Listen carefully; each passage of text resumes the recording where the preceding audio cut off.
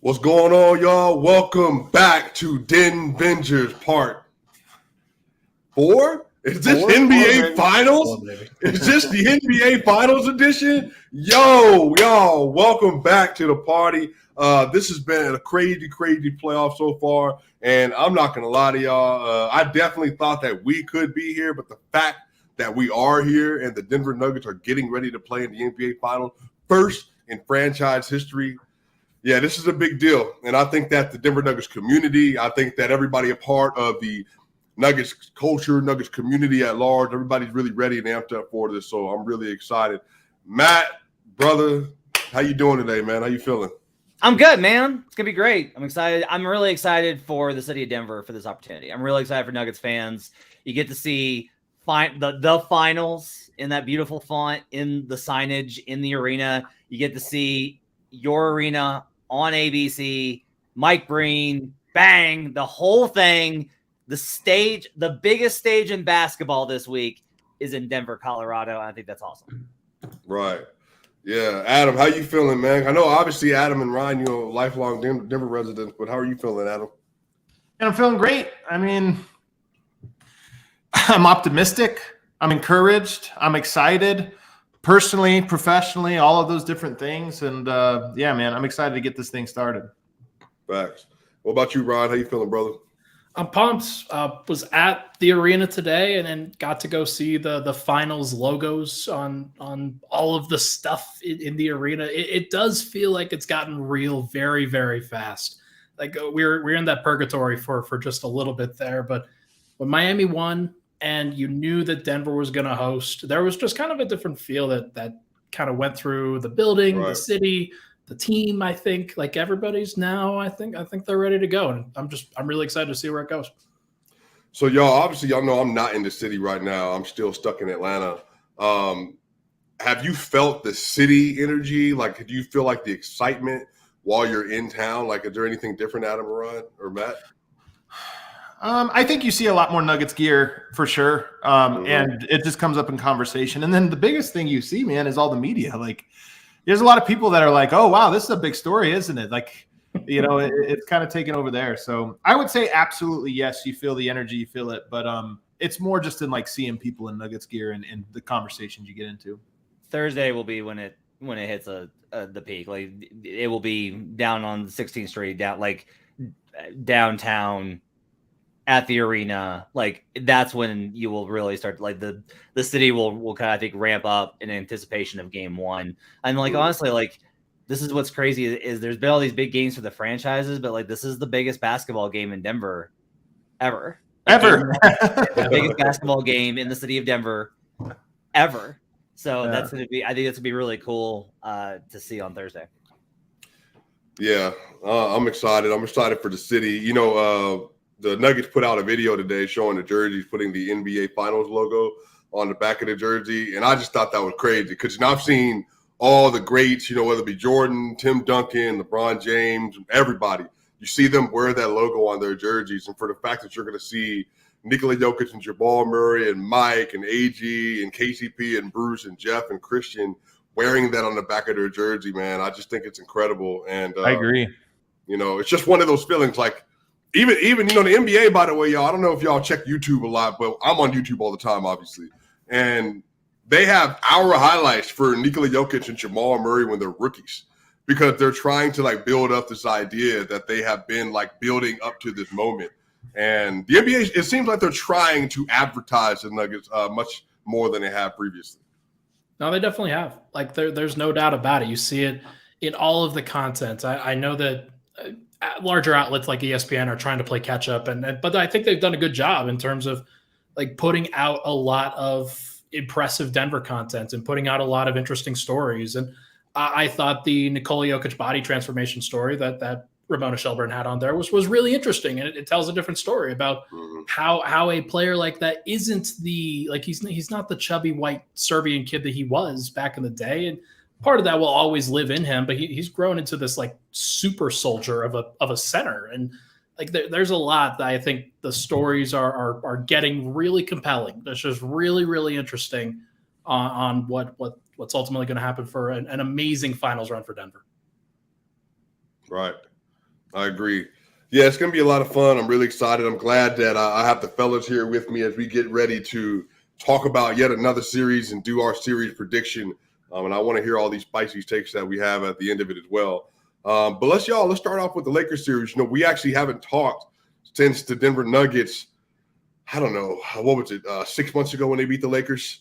Whenever that series ended, what are y'all's takeaway from the series? Like, what did you learn? Did you have any big moments that stood out to you initially after looking at that series? Anthony Davis is water. Water.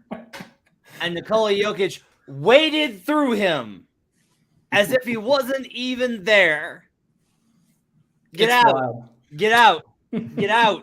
Get out of the top big man conversation. You're gone. It's out. Not well, honestly, I mean, Matt, you're joking, or you're not really joking, but it is, in all seriousness, there is no best big conversation anymore. And that's one of the funnier things that's happened on this, that regardless of what happens in the finals, nobody's talking about that anymore. Nobody's throwing names out. It's like, all right, there's a guy, and then there's another tier. And let's argue about the other tier, but the guy is up here. Yeah. I mean, that's it. I think the other thing is just, okay, so they come home in game 5 versus the Wolves, and they actually trailed in that game, right? Like, they had to come from behind at home in game 5 versus the Wolves. They go into game 5 at home versus the Suns. They take care of business, which, we expected them to do. Then they go into Phoenix and they just jump up and down their heads, like just stomped them in game 6. And we're like, okay, all right. Like, that's a pretty impressive focused in, locked in win. And then for them to come out in game 4 down 15 and be like, nope, you're not letting us out of here. You're not letting us out of here. You're not getting out of here. We're not in here with you. You're in here with us. And to just absolutely erase that lead and finish them that way. I had questions about this team's, like, for years, this team has been a team that, like, screws around a little bit. Like, they just have a penchant to screw around. This team is all fucking business.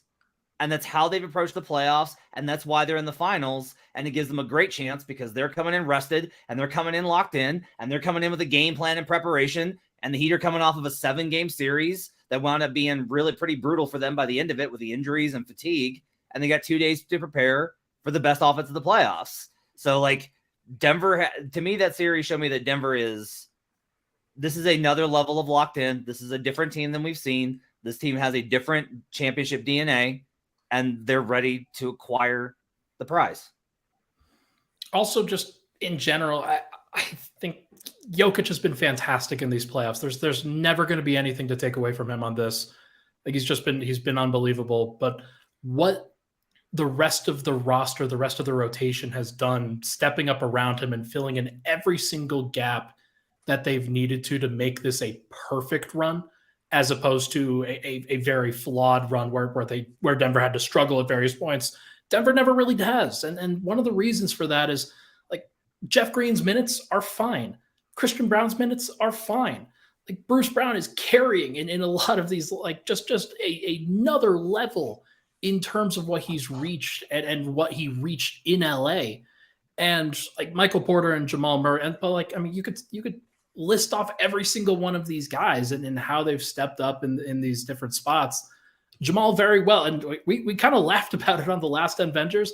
Could have won Western Conference championship MVP over Joker. And I don't think anybody would have, like, seriously questioned it with 32 points per game. But, like, there's a lot of players stepping up in these moments that we didn't know if that was actually going to happen. We didn't know if they were going to be fully ready for it. We thought they were. We thought that Michael Porter and Aaron Gordon and KCP and guys like that would be able to step up at that point. And they have, and then some. And that's been my biggest takeaway.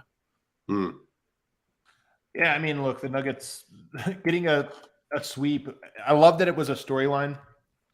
I love that guys like us, first of all, we get to tell all the little stories. Because to me, that's what makes sports so interesting. Like, that really makes it rewarding, is that we get all of these little tiny details and things. So when the Nuggets sweep, it's not just that they won the series. It's that it was the first sweep in franchise history, and you missed out on it round 1, and it gave you something to look at. But it was also meaningful because that series was close. But Denver being able to pull out 4 close games the way that they did, all of which had a different personality and a different rhythm to them, to be able to pull out every single one of them and end a series that featured LeBron James in 4 games, it's truly remarkable. And to me, the layoff and all that stuff, we'll find out, how much that factors into all of this and if they look rusty or what have you. But their ceiling, their ability to make such light work of LeBron James, forget the rest of the roster, forget all that. LeBron James and Anthony Davis, it's unbelievable. This team really, I think, reached their peak to date in the conference finals. I think that was the best basketball they played of the year. And lastly, their offense has yet to be bothered in a way that matters. I think Minnesota bothered them, but they rose above the bothering to be able to put out the same output, meaning it was harder, but the results were the same. And I think with the Lakers, similar. They presented challenges. The result was the exact same offensively. And I think if Denver completes this and wins this last one, I think we're going to look back at this and say Denver was great defensively. Denver did some things. They played as a team. But they won this with an offense that couldn't be bothered by anyone. We're 3 out of 4 series through, and that's the story so far. Right. There's a chance, by the way, that this offense goes down as the greatest in history. No, there's not. No? Goes down means that people no. and herald it. It will wrap up, it will finish, it will become the greatest offense in NBA history. And that to me is that's such a wild step from even we thought the offense could be great. I remember talking about this with Matt before the season about the offense might be really freaking good. There were holes in it during the regular season that they've closed up in the playoffs a little bit, but everything has just been so pristine.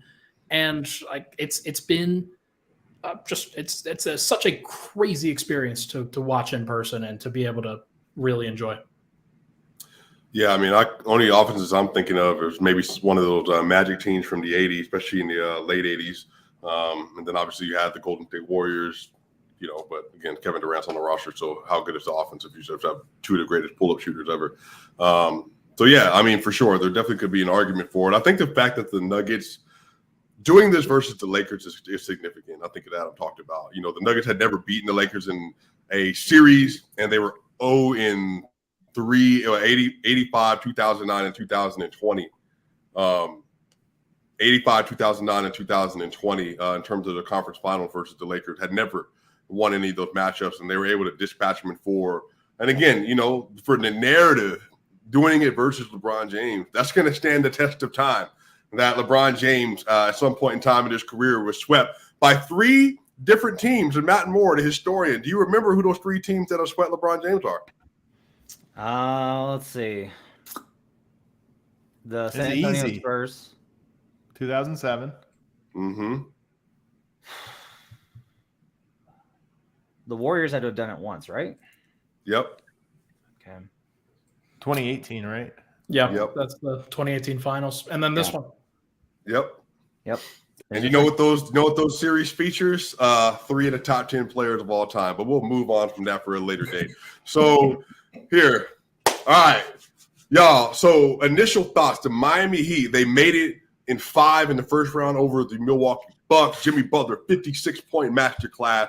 Absolutely shuts out the Milwaukee Bucks. Made tip-in shots off of out-of-bounds play, spectacular play. They then play versus the New York Knicks, led by the vaunted duo of Jalen Brunson and Julius Randle. And then they get them out in 6, and then they move on to the Boston Celtics, and they get them done in 7, going up 3-0, losing 3 straight, closing out Jason Tatum, albeit with an ankle injury, and Jaylen Brown with 8 turnovers in a Game 7 because he hasn't figured out how to dribble the ball in traffic yet.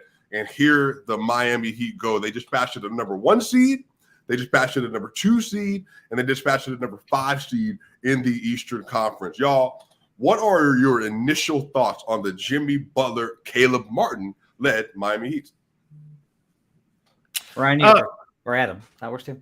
So for me, the playoffs to me are all about how versatile are you on both ends of the floor? How many problems can you solve? And is there a team that can solve you? And I think Miami, one of the stories for them, because I don't know that they're necessarily a great team in terms of they have one thing they do that is so overwhelming, but I think that they can solve a lot of problems. A great coach and a versatile cast of characters in particular, their 2 stars who are so versatile defensively. And so far, they've been able to mold themselves into what they've needed to be to answer every question, albeit one of them by the skin of their teeth. They barely got by. But nonetheless, they are a team that has proven to be able to find answers through their versatility to throw all these different things. So for me, the series, in a lot of ways, comes down to the framing of, do they have an answer for Denver? And are they going to be able to provide enough points to cause Denver a problem that Denver's defense has been able to solve things just enough to make their offense shine? Can Miami kind of tilt both of those things in their favor? And the versatility part, again, I don't think they're as good of a defense as some of the teams Denver has faced or saw in the regular season, but they might be more versatile and they might be able to adjust themselves to create some problems or slow Denver just enough to give themselves a chance. Yeah, one of the things you probably have to think about with this is I'm always going to think about the defensive end for Denver. I know that Denver's going to score. I have the utmost confidence that they're going to score, that they're going to find a way, that Jokic, Murray, everybody else will find a way. What I have been pleasantly surprised about, thought that it could happen, but been pleasantly surprised about throughout these playoffs is the amount of answers, as Adam says, that Denver's been able to find on the defensive end for different styles of teams, for different types of games. And it's one of the reasons why I think Nuggets fans were pretty excited about Boston not being the team that they're facing and that they're instead facing Miami. Even though Boston is very liable to make mistakes, as they proved in Game 7, they're a team that just jacks up threes, just absolutely lights it up from the outside.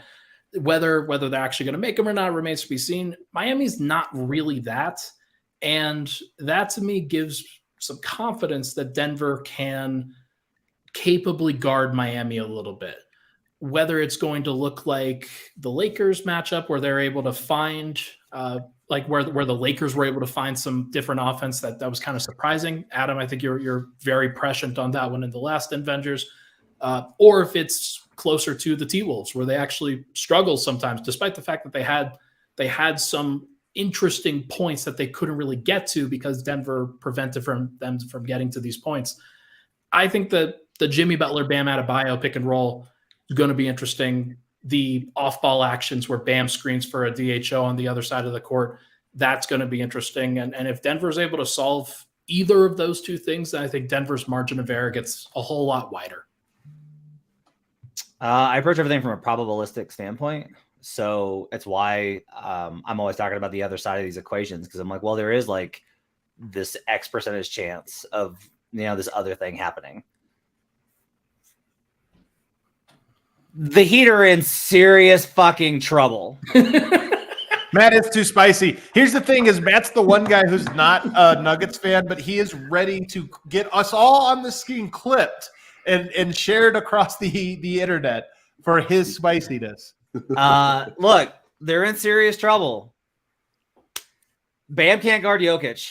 Bam, I've said this before. I said this on Locked On. I think Bam's the best defender in the NBA. You don't have to agree with that. There's lots of answers to that question. Who's the best defender in the NBA? Me personally, I think he's the best defender in the NBA. Can't do anything with Nikola. Again, Nikola just moved through AD like water, and Bam's smaller. There's no good option here. And the thing is that Spo knows it. And there's this idea of well, he's got to figure it out. He figured it out versus Giannis, and he figured it out versus the Celtics. And I'm like, those teams are way easier to solve if you have the right personnel and you have the right approach and you shoot 45% from three. You can absolutely solve these problems. Sure. One of the things here is if you say well, Matt, can the Heat win? Is there any way the Heat can win? Sure. If Caleb Martin keeps shooting 50% from three, Denver's going to be in some trouble. If Gabe Vincent keeps shooting 45% from three, Denver's going to be in some trouble. But you know what? They can win anyway because, like Adam's talking about, the offensive bar is so high. The highest offensive rating that the Miami Heat have allowed and won the game in this postseason is 119.6. The Nuggets' average offensive rating in the NBA playoffs is 119.7. They literally have a higher average rate than the highest rate that the Heat have allowed. Now, can the Heat slow them down? What are the mechanisms that you do? And this is one of the things that we talk about. We talk about coaching. there are like Spo is amazing. He is incredible. He's the best coach in the NBA. Absolutely there. But when we talk about it, the conversation, when we talk about great coaching, here's what that actually means. He switches, he plays young guys, and he throws zone at them. That's really what people are talking about. Is this an anti-Spo take? No. Oh, okay. I was like, no, hold on. It's actually an anti-Nick Nurse take. Best of luck to you, sir, by the way. The wildest stray you could have possibly. I can't wait for the zone defense that Embiid's going to have to play there. It's going to be great. So anyway, we're going to throw zone at him. Okay, Denver's the #1 offense in absolutely shredding zone. The Heat in Game 7 switched on more pick and rolls than they ever have. They waited until the perfect moment and switched versus the Boston. You can't do it versus Jokic. He obliterates you in like 17 different ways. And Jamal Murray, by the way. And Jamal Murray. And Aaron Gordon. I've spent the last day like praising Miami and talking about all the ways that they can win. They're like, if you told me I need you to make the case for Miami, I can do it. I believe that you should have like respect for the opponent. Like both teams made the finals. Absolutely. This is still an 8th seed. This is still an 8th seed versus the #1 team in the playoffs with the best margin for victory, with home court, where they're undefeated. And, by the way, Adam kind of brought it up, the whole like, is it rest? Is it rust? Is it rest? Is it rust? Here are the stats. When you are at home and you have more time off before your opponent in Game 1 of the finals, you're 7-2. When you're on the road and you've had more rest than your opponent, you're 1-8. Guess what? The better team wins Game 1. It's not rest. It's not rust. It's just who's the better team. The Nuggets are the better team. They're going to win Game 1. Whoever wins Game 1 of the finals, the odds go up way, way up for them to win the series. This is a great matchup for Denver. I think there's a lot of teams. Miami might have had a real chance versus some other opponents. They have a chance here, again, if Caleb Martin continues to shoot 50% from 3. But Denver is in a position here to control this series and keep it on script, which they've done throughout the playoffs. Real quick, Swipa, because I know we're going to get into a lot of the specifics. Right now, we're starting big picture, right? And then we're going to get into some more of the specific battlegrounds. But one big picture thing I think is important for this one, I also think the playoffs whittle you down and eventually reveal, like, the truth of you as a core of a team. And sometimes that you come up short. Denver right now has not been whittled down to that. Nobody has forced them to peel off all the layers and see what they're truly made of. They just haven't been pushed. They haven't trailed in a series yet. Miami is the one team that I think that when you whittle them down and expose what they are, they're still winners. Like, you're not going to break them. You're not going to like, there it is. There's the weakness, and it's the damning thing. And that's it. It might be talent. It might be matchups. It might be this or that. But Denver is not going to expose Miami for some like existential flaw in the ways that I personally believe they were from Phoenix, they were from the Lakers, and from a talent standpoint, they were from Minnesota. All of those teams, I think's flaws became naked and bare by the end of that series. And I just think if you beat Miami, it's going to be because you outplay them, not because you like expose some truth that was hidden. Well, I want to ask you, Adam, how talented do you think? Not team performance. I get what you're saying in terms of how the team, because we talked about this on today's show, right? About like the Heat's level of execution being the best the Nuggets have faced, which I agree with you. But I'm talking about personnel. How talented is this team relative to the other teams that Denver has faced in the playoffs? How talented are they? Yeah. Defensively, I think very. Offensively, I mean, their talent is their connectedness. They're like Denver. I think they play very, very well together and connected, and it makes the talent. It augments the individual talents. He's trying to hide the fact that the answer is not very, and that's okay. Like, that's okay. They're less individually talented than, say, the Phoenix Suns, but they're a better team. And they're a better team than the Phoenix Suns. Yeah, I totally agree. But when you say that they're not going to be able to expose it, I think it is difficult. I think it is difficult for you to get through the whole playoffs and to a championship when you don't have the most talented team in any of the series that you, well, I'm sorry, 3 of the 4 series that you played. They did play the Knicks. Right. So. Easy. Well, to be fair, didn't Julius Randle make an All-NBA team, though? Swipe, I can't believe the victory lap Swipas are going to take if the Nuggets get 4 more wins. It's going to be glorious. Jamal Might Murray, last the whole summer. Murray's never missing another All-Star game under my watch, guys. Like, it's just never happening. Hey, It's they gonna be get through great. this. I mean, I know that's one of the things. They get through the series with a win, and I agree with you. Murray's making an All-Star game next year. I would put $1,000 on it. Matt's like, nah. It's No, not happening. we're gonna be right. We're gonna be right back to where we always are. There's no Like, way. No. And it's gonna be like, but the playoffs. It'll be like, it doesn't matter for the season. No, he's a better player now than when he just is a better player. And like a lot of these guys, I think, are better players for this experience. And Jamal, I think, is just one of those guys that you take this moment and then you add it on to the rest of his career, and it's just gonna look and feel different. I want to go back to something that Adam said, because he's talking about like defensively. So for a team in the finals, they have the 7th best defense non-garbage time over at Clean the Glass at 112.2. Denver's at 112.5. Like, these defenses have been even throughout these playoffs. And what? Minnesota, the Devin Lakers. Booker? They played one good offensive team, but they played two not so good Okay, offensive they teams. played Anthony Edwards. They They, also Minnesota's play not Karl a good Anthony offensive Towns, team, Matt. Matt. I don't Matt, know. they also play Karl Anthony they Towns. played Devin Booker with Kevin Durant. That one was good, and they gave up a lot of points. They played LeBron, AD, Austin Reeves. They played LeBron James with NBA 75 Anthony Davis. Yeah. And We don't have Austin to do Reeves. this. Well, I mean, Boston was a good offensive team, but I mean, the Here's Knicks the weren't. thing. after You're all, right so that like we can poke holes in Denver's course here. Like, we can do that. You're They absolutely already right. are. Right? Yeah, Swipe has been all over that today. But like, here's Easiest one of the run things. ever. I will say that, like, I think that for every twist that you can give the Nuggets resume, I can do the same with the Heat. Yeah, I agree. Is that like, it's like, well, but they faced the Boston Celtics, who were, the #1 point differential team. Did they play like it? Like, do you remember when they almost lost to Joel Embiid in a playoff series? They almost lost, not in like a game in January. They almost lost to Joel Embiid in May. You should never be close to losing to Joel Embiid in May.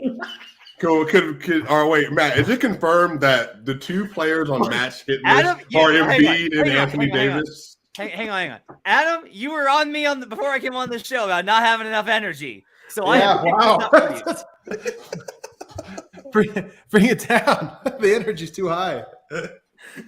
Anyway, all I'm saying is, what I am really trying to say though is, like, here's the bigger thing. They won that series versus the Bucks because they absolutely shot the lights out, and the Bucks just like, blah, and they had a lot of problems throughout the year. They won that series versus the Celtics because, again, games 1, 2, and 3, they shot the absolute lights out. And maybe they do that again. Again, like, I am not ruling it out. That's sports. Sometimes teams just get super hot. That's possible. But the key I'm trying to get to here is that Miami didn't win that Boston series with defense. They really didn't. Yeah, no, you're right about this. So if they didn't win that series with defense, and defense is their strength, and personnel-wise, they don't have the firepower, then we return to like the same kind of core question here. And like, I'm doing the thing that I don't like, which is like, so there's no chance? No, again, there's a chance here. Spo's a great coach. I think Bam actually could have a match. Like, a lot of this for me is like on Bam Adebayo offensively. Like, that's one of my big questions is like, what's Bam Adebayo going to do offensively? Because he's about to get wrecked on defense. Yeah. I'd like to point out that Boston was a worse defense during the playoffs than Denver has been so far. And I think that Boston has showed serious holes, and they're just not the team that, like, I think everybody thought that they were going to be. Like, they're just an immature mess of a team.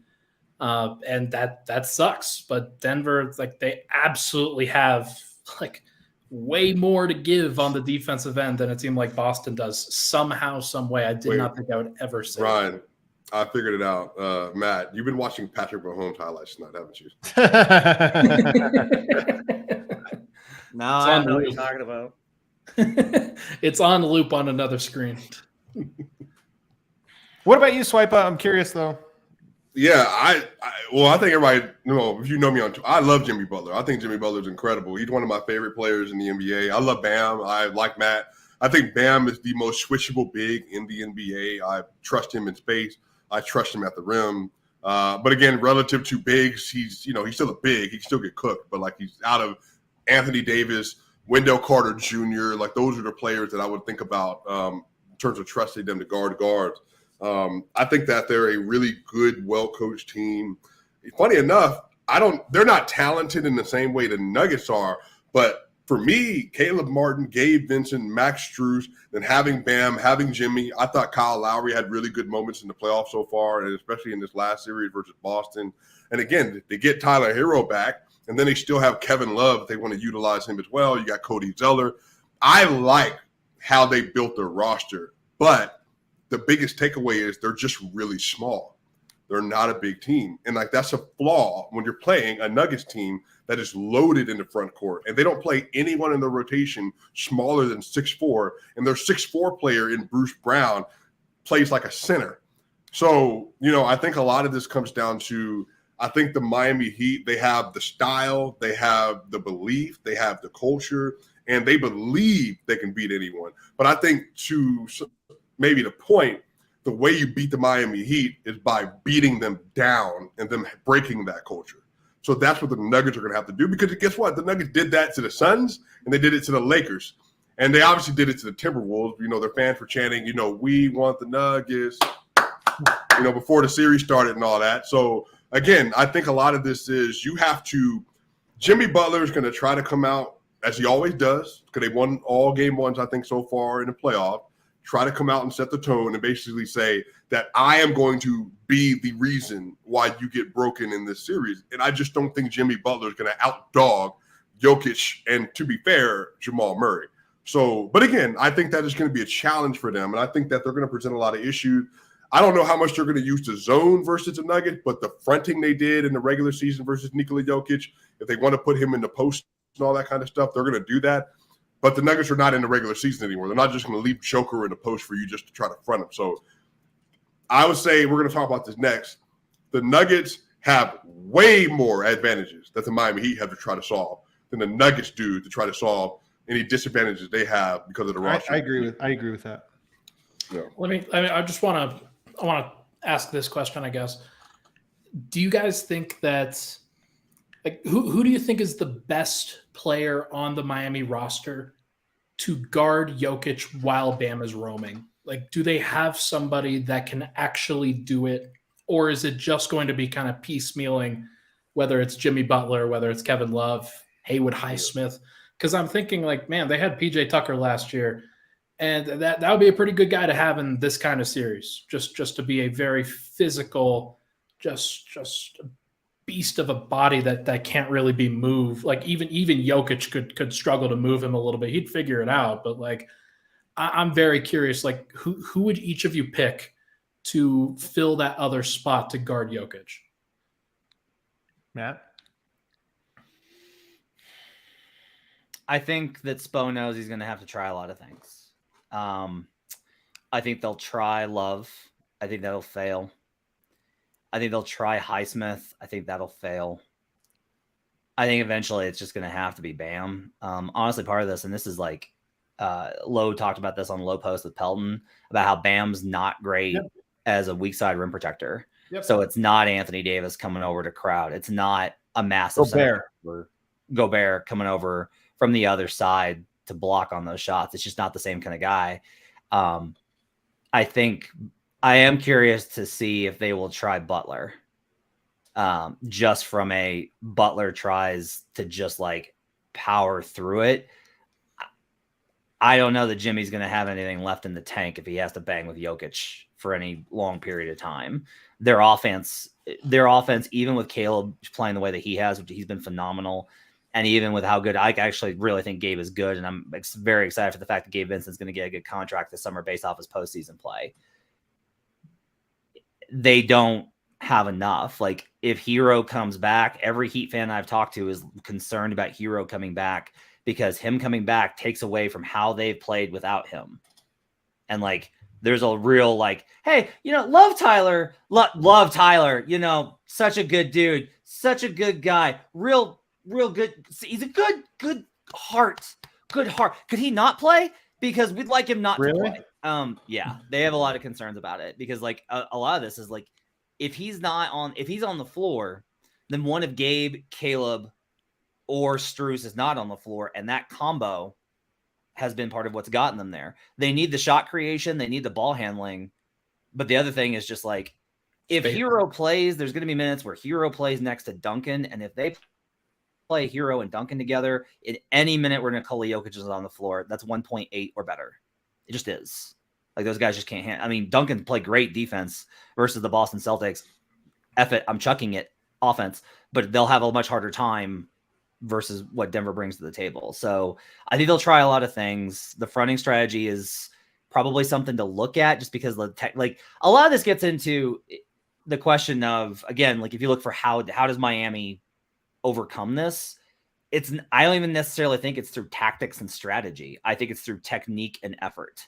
It's like, yeah, no, like most teams would fail fronting Jokic, but they just did it at such a high level and were able to contest those passes, and the Nuggets couldn't get those passes clean, and they failed in that regard, and that cost them big time offensively and turned the ball over, which like that's a big part of the series to me is the turnovers. That's like I always come back to that. So for me, it's a broken record thing. But more than ever, this is a huge part of the series. It's just like that's how Miami's going to try and live. Miami is a better transition offense than Denver in playoffs. That's really hard to do. Denver's transition offense is elite, and it eviscerated the Lakers. If the Heat are able to force turnovers and keep Denver out of transition and score the way that they have in this postseason, then that gives them a little bit of an advantage, but that's going to mean things like denying Jokic the ball. I just, at this point, Denver has proven to me that they have shown that they're like, oh, you're going to do this? Okay. Not only do we have an answer, we have 7. Like, oh, you have a problem for us? Is that what you have? Is it, oh, you're going to put Rui on us? Oh, is that the move? Not one answer. They have 7 different mechanisms out of every combination because of how Jokic is playing right now for them to solve whatever. So like the answer to, what is the best strategy for them? It's going to be a mishmash of everything and hoping to God that something works. First of all, I agree with you about Adebayo. I think that he's not the best rim roller like roamer. I don't think that is where he's at his best value. So I think that one limits things. But I also agree with you that I don't think they have a good answer. I don't think there's a natural, this is what they're going to do. Here's my crazy one. It feels crazy to take. You guys are going to laugh at it, and it's probably wrong. Kyle Lowry? No. It's not about guarding Jokic. It's about guarding the Nuggets. Like, Jokic is going to solve the equation, right? So can you guard the other guys so that you make them a little bit more one-dimensional, and that's namely Aaron Gordon. So I do wonder if a Zeller could be a guy that they try to stick on Jokic and play Adebayo off of him. Now, they have played together, regular season and playoffs combined, 0.6 minutes together this season so far. So it's literally not an option they've gone to before. I'm guessing that comes on inbound plays. Like, they probably guarded 2 inbound plays with that lineup. But to me, I look at it and I go, if you're trying to stop Aaron Gordon, you need to have a big body. And you're not, if that's the punch you're trying to mitigate, it might make sense to say, hey, put Bam on him and then use Zeller as the long body that comes over to double and cause issues and get in passing lanes. Again, I don't think it'll work. But Adam, Kevin Love, pick and roll. Remember, that's the Detroit Pistons did do that with Jalen Duren and James Wiseman for a second. And it worked for a while because they used, obviously, Wiseman as a vertical spacer in that. And obviously, Bam's a good enough passer. So, I mean, if they wanted to try it, I could see a path for them trying it. I just want to congratulate myself on not being the first person to bring up Cody Zeller. Good job. Good job. That was like whoever had plus-ons on that got that. That's Look, I love Zeller. I'm like the guy on Twitter that's constantly talked about him. It was Charlotte. Borrego was running a bunch of switch, and he was like one of the best switch defender bigs in the NBA. And like no one would believe me because they were like, but he's on the Hornets, so clearly that's not true. And it's like, no, like the Hornets suck. Don't get me wrong, but like this specific thing that Cody Zeller does is good. He was really good for them in the regular season. I will say that like when they reached second round, it was like, okay, this is no longer Cody Zeller time. And so it's an interesting question, I think, for Spoelstra of will he go back to what is like a guy they picked up mid-season, a veteran journeyman? Like that kind of move is an extreme one, and it's a desperation maneuver. like a Tristan Thompson sighting in a game 4. Right. Like it's like that is it is a heavy, like we are at such a disadvantage. We have to get complete. And somebody noted this in the chat. Like the offense then I think has real problems because Bam is not a great floor spreader. So that offense that I just mentioned with those two bigs would be atrocious. I mean, it would be horrible. But right. So like, and then the question there is just like, okay, what happens then? All right, congratulations. You've taken Denver from a 120 offensive rating down to a 115. Unfortunately, yours is a 95. I mean, you're hoping. Here's the thing. I think the adjustment I just talked about is not one you win a series with. I think it's one you win a game. And I think the Rui adjustment, by the way, is a move that you win a game with. And they didn't. Denver still pulled out the game. But to me, it's just about, can you give a look that's so shocking and so different that it takes a quarter to adjust to, and maybe that's enough to tilt the odds in your favor. So, again, it's not something I just think there's one coach in the NBA that's not afraid to try something as crazy as that, and it's Spoelstra. I'd be like, hey, why not? Let's see. I think you're absolutely right that like it's if looking at all options, a double big lineup is maybe the best one. Honestly, some of this, like they actually put Bam on Jokic and try and put Zeller on Gordon and have Zeller be the weak side. That's how I explained it. I think it's actually better in that configuration. Yeah. We'll see. I mean, could be like maybe Omer Yurtseven gets a look. Maybe Haywood Highsmith gets a little bit of an extended look. But I think the fact is that the answers that they're going to have to like seek out here are so far away from where they would want to have stretched in this particular playoffs. And it's something that like they weren't game planning for Jokic. I think that they probably could get away with what we're talking about against Embiid, but they weren't game planning for this. And not having some of those other answers is going to be a pretty big issue for them. Not to mention the more they continue to load up onto Jokic to try to stop him, like it's just going to make it easier for Murray to get to where he needs to go. And like Murray's averaging 28 a night. Like it's not like he's like just a guy that they can throw Gabe Vincent on and it's going to be perfectly fine. Like they're going to have to work on him just as much as they're working on Jokic, and maybe not as much as they're working on Jokic. But like there's two pieces to this, and then if you overload on one, then like if you overload on both of them, then you're leaving 3 on 1 on the rotation players as well. Do you think Gabe Vincent will stay and that's a starter, or you think Kyle Lowry comes back in because of what you just said? I mean, I think that Murray's taking advantage of Kyle Lowry too. Like that ain't a question in my mind. Like I don't think that they have a lot of great defenders on Murray either. You know, a funny thing though about that question, I don't know if you caught this today at the presser, Ryan, but Michael Malone was effusive in his praise of Gabe Vincent. Very. In a similar way that he was effusive in his praise of D'Angelo Russell. Very. And it makes me think sometimes Malone is almost trying to give the guy that he wants to play. The one that got me was when he was like, okay, Caleb Martin, like some could make an argument that he could have won Eastern Conference like champion MVP. Yeah, that was a great one. Just the way he's doing. Like they should probably continue to run things through him and just try to showcase that a little bit. I think Denver's going to be okay regardless. Yeah, I mean, there's not a lot of great options. I've talked to some of the Heat people. Kevin Love definitely could enter the starting lineup again. But then if that means Bam's on AG, then Michael Porter Jr., Jimmy Butler. I don't know how they're going to transfigure that. Jimmy might guard Murray for various stretches, but that's also one where you're like, you cannot put Jimmy on Murray for the entire game and expect him to survive at altitude after the entire playoff run that he's tried. Like they're going to screen and rescreen and rescreen and back cut and screen and DHO. And it's going to be so much for Butler to try to handle by himself in that case. He's not going to be able to do it. I feel very strongly about that.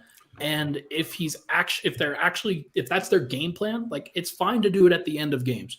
But if that's their game plan heading into game 1 of this series, that's not going to fly. Well, then even with that, so you're putting Gabe Vincent onto Michael Porter Jr. Not Gabe Vincent. You're putting Max Caleb Martin was going to MPJ and then Gabe Vincent on KCP probably just from the size perspective. And like those are advantages for those guys sidewise. Like they have advantages everywhere. Their entire rotation is small. And this was my question, by the way, with the Suns. and how Denver was going to be able to defend the Suns better than they would defend the Clippers, or better than the Clippers defended the Suns. This does matter. All of these, like, they might seem trivial. They might seem like a little bit of small details here or there, but Denver has size on both ends of the floor that I just like. Boston was a big team at various points, but not in the way that Denver is, I don't think. Mm-hmm. Well, on the other side of this, because you already mentioned, some of the things about how they're going to guard the two-man game. So you do suspect, Ryan, at some point in time in the game, they're just going to say we're going to put Butler and Bam on Jokic and Murray. Do you suspect, because the Miami Heat are a heavy switch team, and the biggest question that I think I have defensively for the Heat, do you expect them to continue to deploy that switch technique, or do you think that they're going to just do a lot of showing on Murray? Are they going to go to drop coverage? How do you all think they're going to defend? I think if you have Butler and Bam guarding Murray and Jokic, then you can switch that and feel okay about it. It's not going to be great. Like you're still going to have, like, Jokic is going to get some post ups, and that's going to be a nightmare for sometimes. But if you're just trying to switch something late clock and have somebody ISO against Butler or Bam, that's probably Miami's best case scenario in late game defense. But throughout the game, like, you're probably not going to be able to switch that a lot, because Denver, they're slipping screens all the time. They're back cutting all the time. They'll set stuff up to get easy baskets. It's going to be relatively simple on that front for Denver to try to navigate it.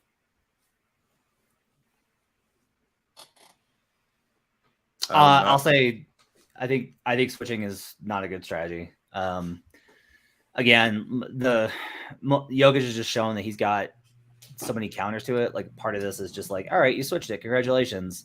Here's a post entry pass to Nikola, and now we're going to run DHO. And now you got Jamal Murray going full speed downhill versus Butler, who is tired on a bad wheel trying to recover for a weak side block. It's tough, man. Like, there's a reason this is the best two-man game in the league right now. And so I don't necessarily think there are good options there.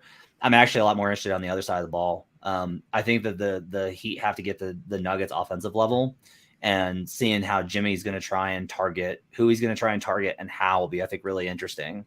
You would imagine that they'll take the same approach. Like, everyone's anticipation is that they're going to try and do the same thing that every team has tried. It's really funny when it was like, oh, well, the Heat are gonna defend Jamal Murray full court and try and wear him out. Yeah, no, haven't seen that one before in the playoffs. But I think on defense, like, they are going to try and wear Jamal out by probably switching to get him on Butler, and then putting Jamal and Nikola in pick and roll and seeing if Jimmy can wear him out that way. Get Jimmy downhill. Like, a lot of this, though, is like Jimmy attacks. Like, Miami doesn't attack the rim as much as you think they would. They do wind up kind of taking, like, Jimmy wants to get into the paint and draw a foul, is like that's how he wants to kind of approach things. And he has, like, fadeaways, and he's got a lot of stuff in his bag. But I am kind of curious about, like, what Butler's specific approach offensively in this series is going to be. I'll note that during the Bucks series, he averaged 38 points per game, in part because he had the 56 game.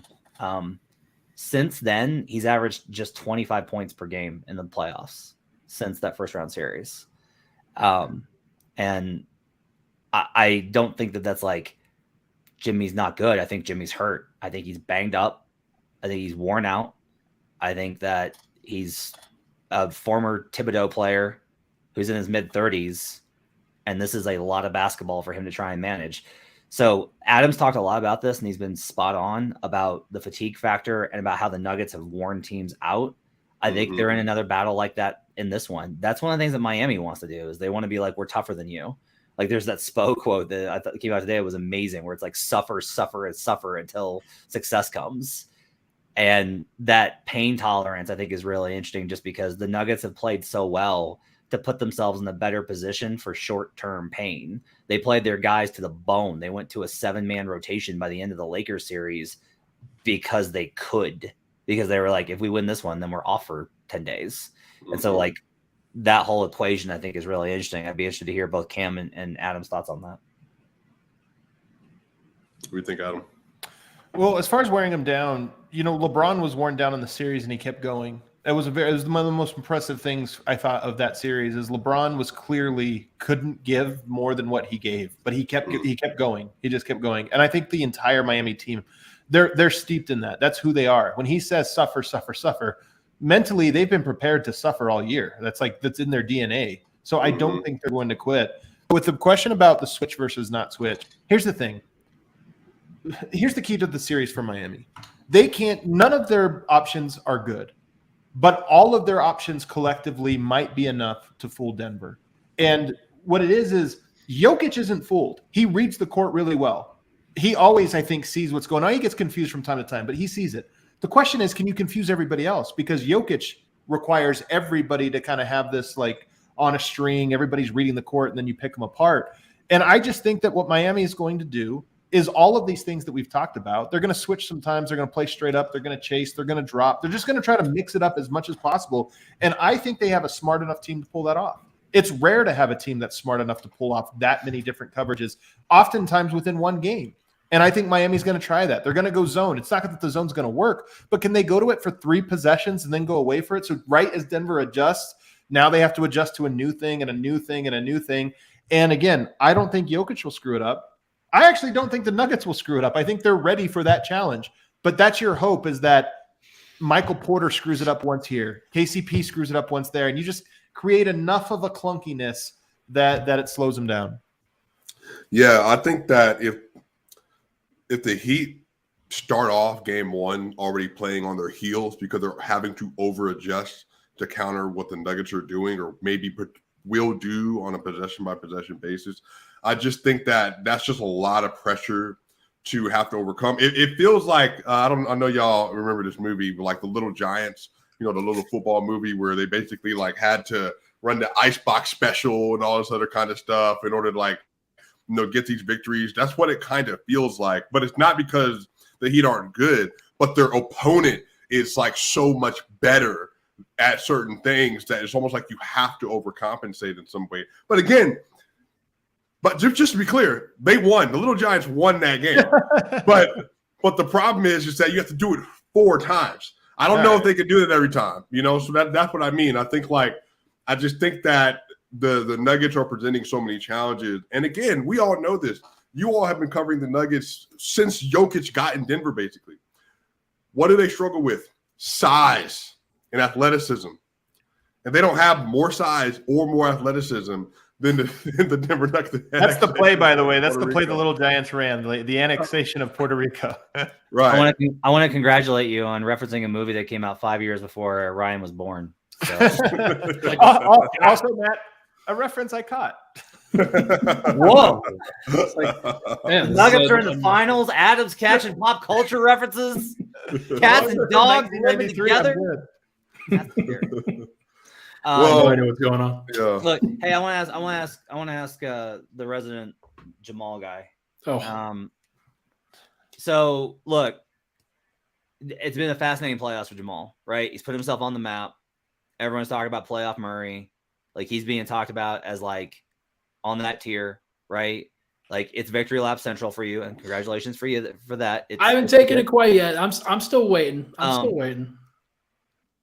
He has gotten tired. That's been evident. He powered through a bunch of spots. What's your feeling about the physicality and what I talked about with them trying to wear out Murray specifically in this series, especially with him coming off the illness that clearly he was able to power through in that Lakers series? But, he's got it's a lot on him right now, I think, physically. Yeah, there's no doubt. I think that if you had to rank Nuggets as to who benefited the most from time off, he's probably at the top of the list in terms of being able to catch his breath and really be able to get his mind around what this moment actually looks like for him and looks like for the team, and just get recovered physically. I think that I mentioned Gabe Vincent earlier as a guy that they're probably like, he's not going to struggle with, but one thing that Gabe Vincent will do is he'll pressure him full court. He'll try to make him work. That's a guy in Gabe Vincent that they don't need Gabe Vincent's offense in order to win the series more than Denver needs Murray's offense. So you can use Gabe Vincent's energy on things like that. I do think that with the propensity that the Heat have to go zone, with the physicality that they play, there are going to be some times where Murray's going to have to get off the ball again, more so than the Lakers series where they didn't really have anybody to really pressure him. Like, Schroeder was fine, but nothing special. Nickeil Alexander-Walker and Josh Okogie and guys like that were a little bit different to the previous series, just big athletic guys. Gabe Vincent isn't going to be like great at that, but they could also put Max Strus on him and other players and do some good things there. But I do think that I made this prediction. I think he'll probably average closer to like 24 or 25 points per game in this series, because there's going to be times where he needs to get off ball.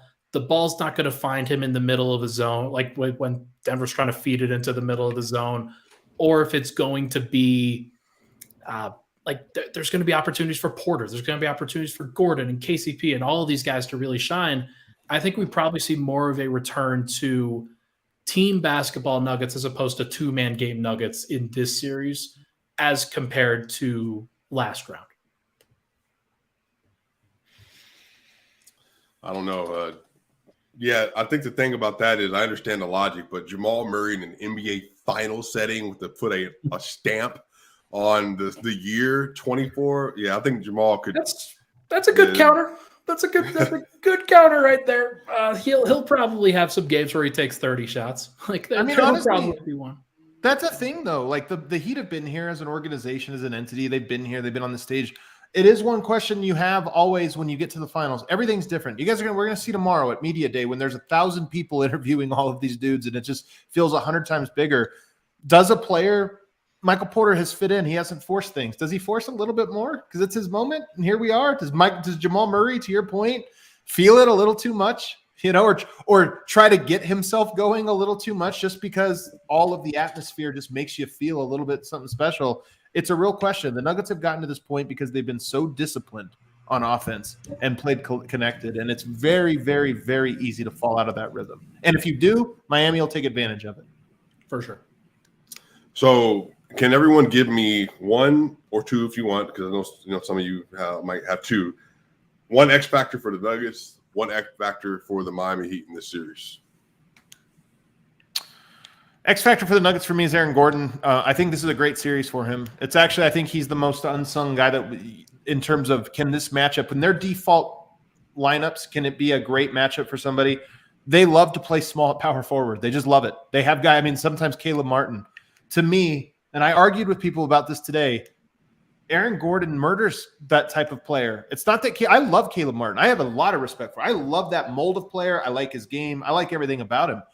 Aaron Gordon is great at punishing you if you're not as strong as him, and there's very few players that are as strong as him. In fact, I don't think there's any that aren't his size. There's no little guy that pushes him around. He's big. So to me, I think offensively, he can be one of the guys that really breaks them, really puts Yoke's going to occupy Bam and occupy so much, but he could be the guy that's just grabbing rebounds, drop-offs, rim runs. First of all, think about it. Jimmy Butler, I think, could match up on him. You get a cross match because you get out in transition. Forget the fast break point.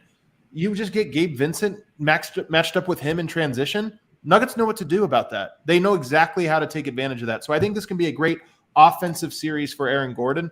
And then defensively, this is the one everyone's going to clip and throw back at me. I think he's a good matchup for Jimmy Butler. And I know that the Heat are good at finding a weaker matchup, but I actually think it's the mold of player he's best at defending, and I think that it could be good.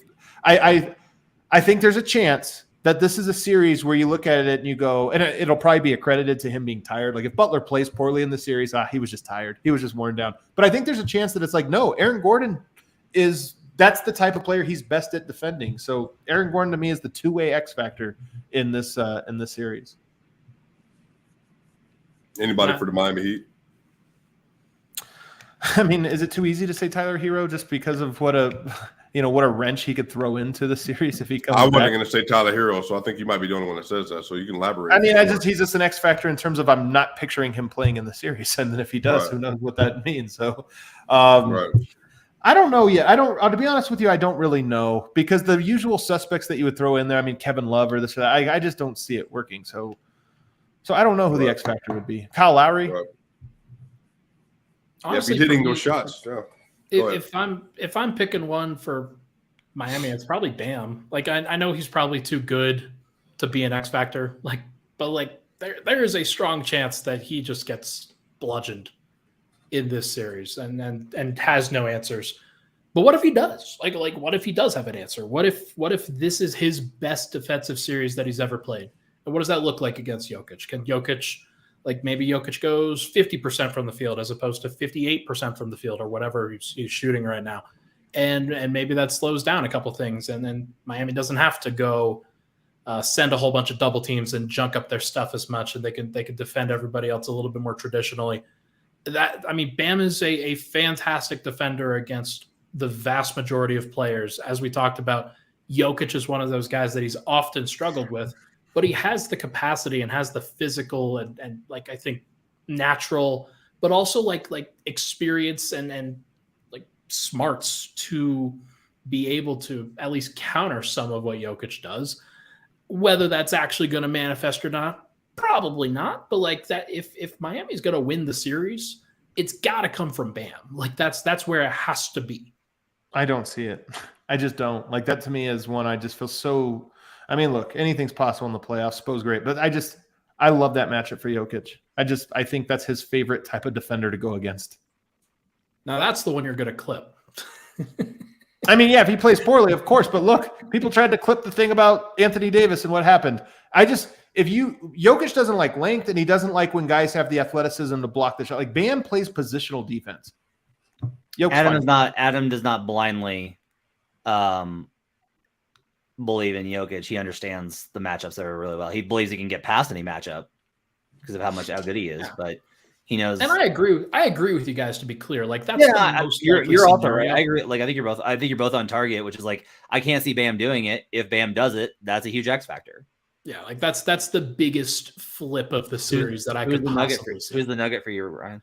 It's probably, for me, it's probably Porter. Like there's a lot that he can do against the zone. There's a lot that he can do against smaller players. And there's often there's times where he does too much. Maybe there's times where he gets out of rhythm trying to exploit this perceived weakness that the Miami Heat have against him. And then he doesn't shoot well, because we've seen him go through some slumps on occasion. And like he's not always going to shoot perfectly from three. If he shoots 40%, then Denver probably wins the series. If he shoots 30%, then Denver, like it gets a little bit more dicey, because that's one of the guys that you're counting on. So I think that he's one. And then on the defensive end with him, he can capably switch onto a lot of people, I think, in this series. I don't think that like Jimmy will seek him out. He'll try to draw some fouls. I think that Porter's defense is capable of holding up there. I really do believe that. And that's an X factor to me. Like if it does hold up, then you're talking about a really short series, because one of the perceived weaknesses that Miami's trying to seek out isn't actually that. And if it doesn't hold up and he actually gets played off the court, then Denver may have 5 players that they can play in a clutch situation in NBA Finals, and that's not a great situation to be in. I'll say Porter as well. The rebounding edge here is massive. Like it's massive. Yeah. I don't know how they're going to rebound. I don't know how the Heat are going to rebound. You put Kevin Love out there, and it's not enough mobility for you to be able to contain the motion. If you go to a more athletic guy, you're giving up 5 inches to Porter, and Porter's going to crash the glass. The rebounding there is a big advantage. Early in that Lakers series, I was amazed at the kind of looks that Porter was getting versus Austin Reeves. I was just like, he's just too small. Like you can't get into his airspace. He don't have anybody that can get into his airspace besides maybe Butler and Bam. And so if Porter's coming off these DHOs and getting clean looks, he's just going to hit enough of them, and he's going to have pretty easy offense in a lot of those situations because they can't guard everything and that. So Porter's going to have a good end on that side. I think defensively, honestly, I don't worry as much about the on-ball stuff as I worry about the off-ball. The Heat are like, Porter's been good. Porter's been really good. I have no complaints. This is not about him being a weakness. It's that the timing on the Heat is quick, and they don't hesitate, and they don't overthink shots. They know exactly the shots that they need to take, and they take them with impunity. Like they are ready to fire. And so if you are a step late, that's an open 3. And every 3 that Miami gets up is a win for them. They got to generate a lot of 3s. Like they have to outshoot Denver from 3-point range, whether that's by volume or percentage. They got to get more 3s up in this series in order to make up for the offensive differential here. So Porter's They're the hardest off-ball team Denver has faced so far. So I think that challenge is a real challenge for Michael Porter, who's been great defensively in these playoffs. But this is the most mentally challenging helps side, whatever you want to call it, off-ball he'll have. Yep. And for the Heat, like Adam mentioned it, here's the thing. I can't tell you who the X factor is going to be because that's the whole point of this team. Like there's going to be a player hitting shots in game 2 that I'm going to look over at Ryan. And Ryan's going to be doing the fake laugh that he does when he's exasperated because a random role player is hitting shots that he's just, what are you supposed to do? And it's like, yeah, that's Miami, whether it's Lowry or Highsmith or Morton or Strus or Vincent, one of those guys is going to they'll either have a series or a game. And like, that will consistently happen. And I think this is kind of the element is like, he can probably get one of those random guys to be an X factor. The question is, I think is going to be, and this has been the problem for every single team in the Western Conference playoffs. Your 2 guys have to be better than Denver's best 2 guys, and nobody's been capable of it. Nobody's come close. Devin Booker and Kevin Durant couldn't do it. LeBron James and Anthony Davis couldn't do it. Anthony Edwards and NAW couldn't do it. Rudy, maybe was Rudy the second best player in that series, Adam? I think so. I think so. Yeah. Easily. Rudy played good defense against you. Yeah. Rudy, I'm telling you, Rudy is poor Rudy, man. Yeah, it's rough. Ant and Rudy couldn't do it. And so like, are Jimmy Butler and Bam Adebayo great players? They absolutely are. Can they be better than this team under these circumstances off a 7-game series with Denver having home court? And that's what this gets into. The Heat will have an X factor. I don't know who it's going to be. The question is whether or not it's going to be a big enough of an X factor. If it's going to be a black swan event, big enough to switch the series. Yeah, well, quickly, I think the X factor for Denver for sure. I think MPJ is going to have a lot of opportunities, offensive rebounding, defensive rebounding, second chance opportunities. Is going to be really big in this series. Again, he's going to have Max Strus, Duncan Robinson. You can have Caleb Martin, sometimes Gabe, sometimes Kyle, sometimes Jimmy. He has a matchup advantage over every single one of those players with his height.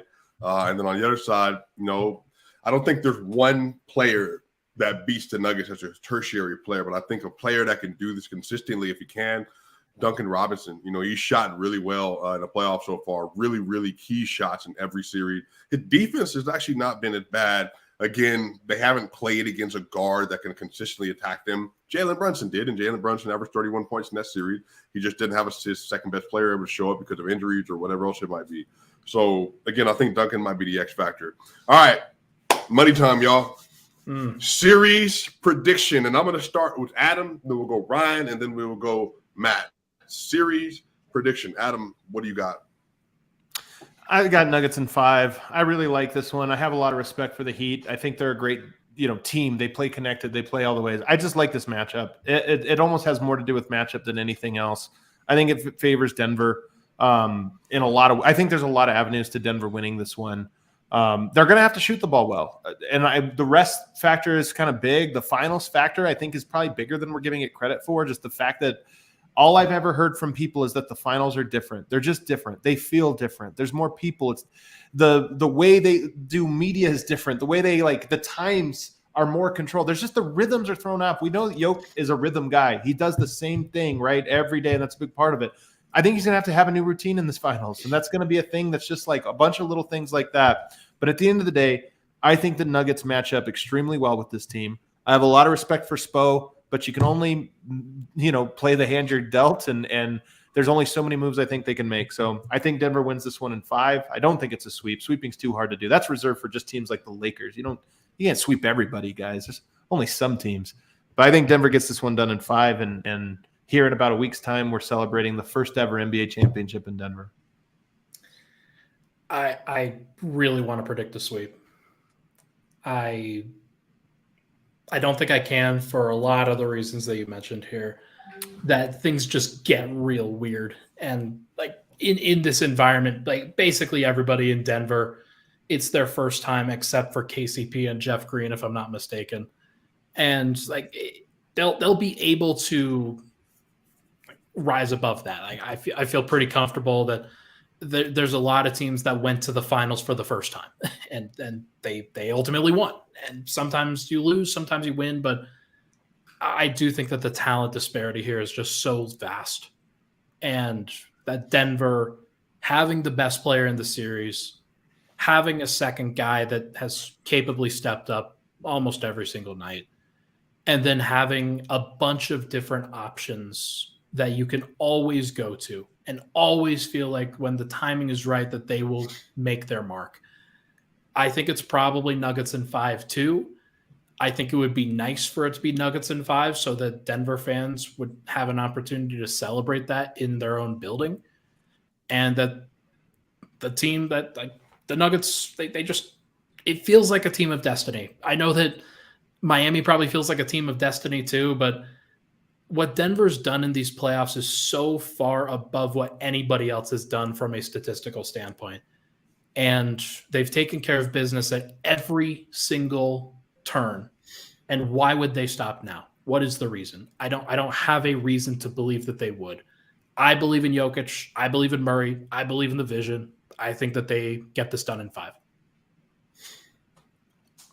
So I, of course, like, I want to take Heat. I want to take Nuggets in 6. Like, that's what I want to take, is because I'm like, oh, we gotta respect them, and like I mentioned this kind of, you can have all the tactical advantages and personal advantages, and like Miami's done this where it's like, okay, yeah, but like you don't shoot well for a quarter, and all of a sudden they got a 10-point lead. Like Boston had everything set up perfectly for that in that game 7, and then they got down and they panicked. They panicked badly, and I don't think Denver will panic as bad.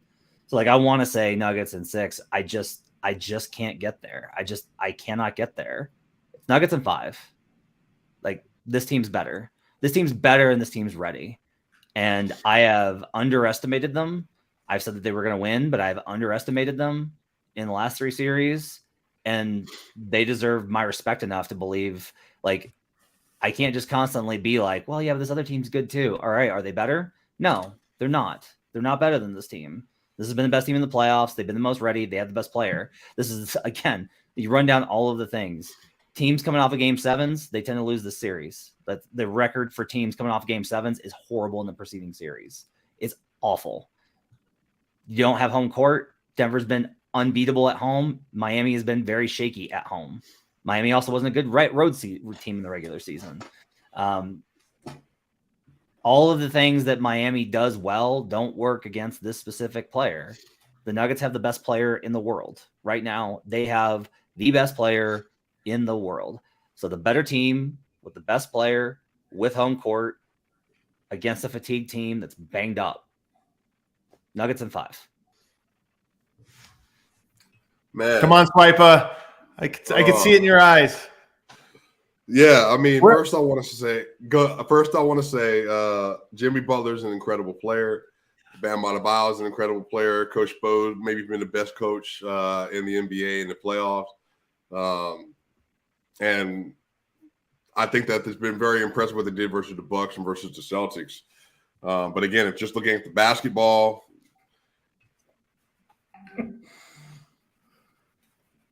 yeah, that's what I've been doing the last few days, trying to figure out the series. Yeah,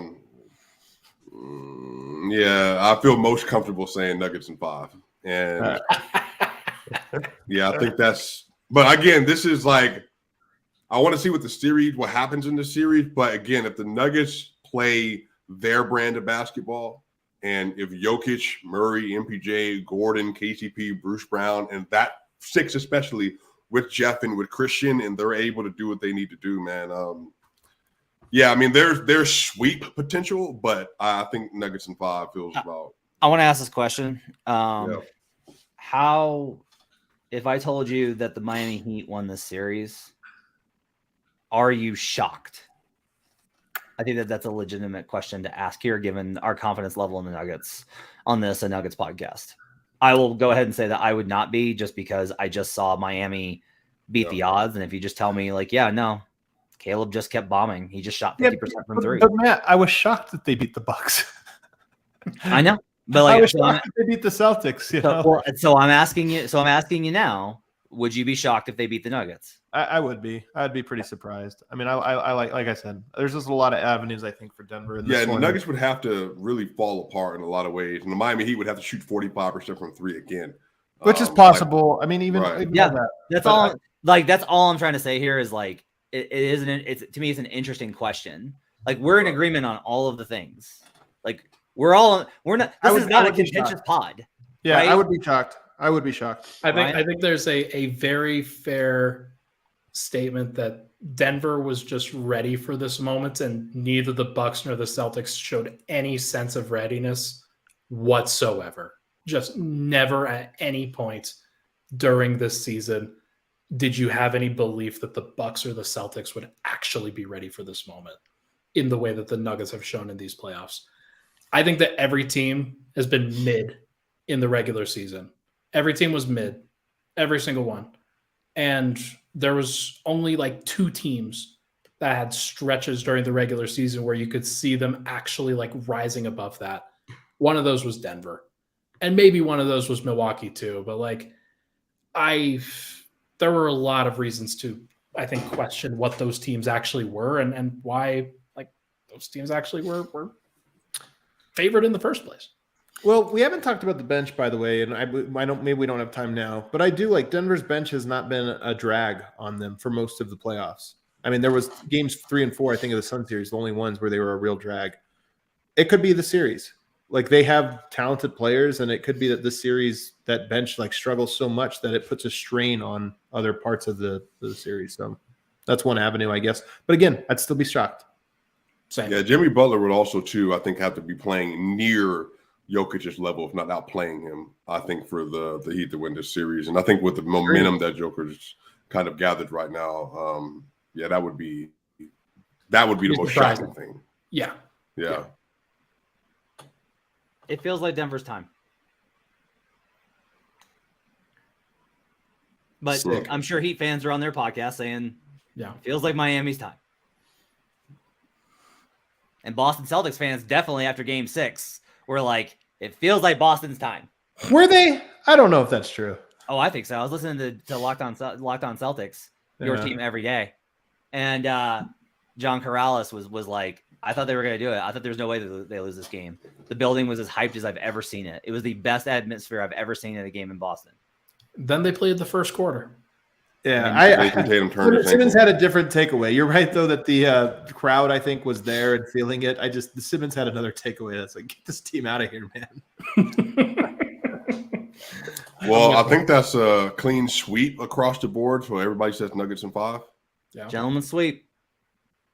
Okay. All right. Fab 5, y'all. Well, look, this has been another great edition of the DENVENGERS Part 4 into the NBA Finals. Denver Nuggets versus the Miami Heat, June 1st, 8:30 p.m. Eastern Standard Time. ABC. Mike Breen. Bang! Let's get it. I can't wait. It's going to be exciting.